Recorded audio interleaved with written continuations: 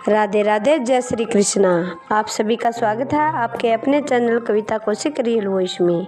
आज हम देवशयनी एकादशी व्रत कथा के बारे में छोटी सी कथा सुनेंगे। देवशयनी एकादशी व्रत कब है, पूजा विधि, शुभ मुहूर्त, व्रत का पारण, इसकी वीडियो मैंने कल बना दी है, आप जाकर डिस्क्रिप्शन में देख लीजिएगा। धर्मराज युधिष्ठिर कहने लगे, हे भगवान, आषाढ़ मास के शुक्ल पक्ष की एकादशी का क्या नाम है और उस दिन कौन से देवता की पूजा होती है तथा उसकी विधि क्या है, सो विस्तार से कहिए। श्री भगवान बोले, हे राजन, एक समय नारद जी ने ब्रह्मा जी से यही प्रश्न पूछा था। तब ब्रह्मा जी बोले कि हे नारद, इस एकादशी का नाम शयनी है। इसका व्रत करने से विष्णु भगवान प्रसन्न होते हैं। मैं यहाँ एक पौराणिक कथा कहता हूँ, ध्यान से सुनो। सूर्यवंशी मादंता नाम का एक राजा रहता था। एक समय उस राजा के राज्य में 3 वर्ष तक जल नहीं बरसा, जिससे राज्य में अकाल पड़ गया और प्रजा अन्न की कमी के कारण अत्यंत दुखी रहने लगी। एक दिन प्रजा राजा के पास जाकर प्रार्थना करने लगी, हे राजन, समस्त विश्व की सृष्टि का मुख्य कारण वर्षा है। इसी वर्षा के प्रभाव से राज्य में अकाल पड़ गया है और अकाल से प्रजा मर रही है। हे राजन, आप कोई ऐसा उपाय बताइए जिससे हम लोगों का दुख दूर हो। इस पर राजा मादंता बोला, आप लोग ठीक कह रहे हैं, वर्षा से ही अन्न उत्पन्न होता है। वर्षा न होने से आप लोग बहुत दुखी हैं।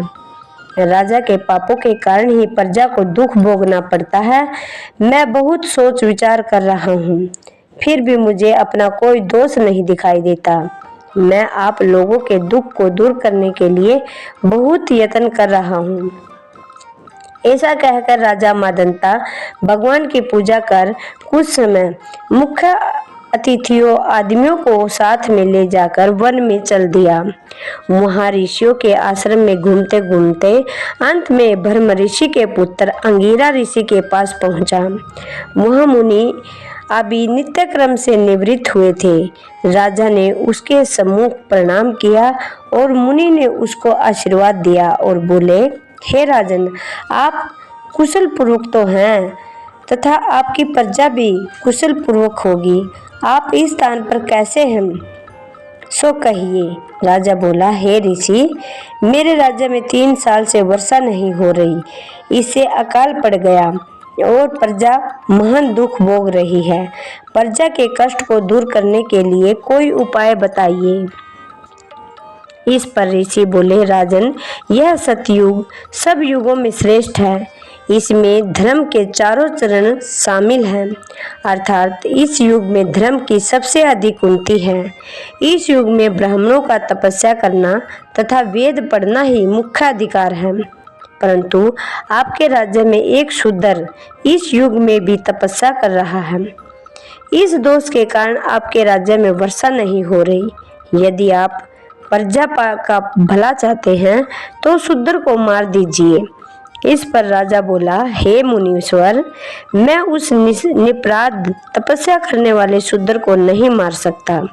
आप इस दोष से छूटने का कोई दूसरा उपाय बताइए।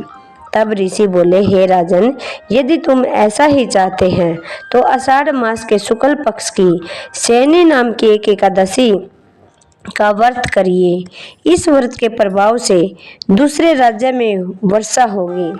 व्रत के प्रभाव से तुम्हारे राज्य में वर्षा होगी और प्रजा सुख भोगेगी, क्योंकि इस एकादशी का व्रत सब सिद्धियों को देने वाला और उपद्रव को शांत करने वाला है। इस एकादशी का व्रत तुम प्रजा व सेवक मंत्रियों सहित करो। मुनि के वचनों को सुन राजा अपने नगर को वापिस आया और विधि पूर्वक विधि विधान से शयनी एकादशी का व्रत किया। उस व्रत के प्रभाव से राज्य में वर्षा हुई और मनुष्यों को सुख पहुंचा। इसलिए यह व्रत सबको करना चाहिए। यह व्रत इस लोक में भोग और परलोक में मुक्ति देने वाला है। इसकी कथा को पढ़ने व सुनने से मनुष्य के समस्त पाप नष्ट हो जाते हैं। इस एकादशी को देवशयनी एकादशी भी कहते हैं और इस व्रत को करने से विष्णु भगवान प्रसन्न होते हैं।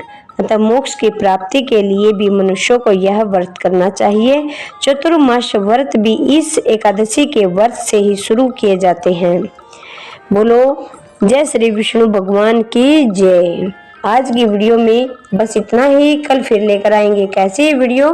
तब तक के लिए नमस्कार और आप अपना ख्याल रखना, ध्यान रखना, मस्त रहना, स्वस्थ रहना। दोस्तों वीडियो अगर पसंद आए तो अपने दोस्तों के साथ शेयर जरूर करना और एक छोटा सा लाइक और प्यारा कमेंट करके हमें मोटिवेशन जरूर करना।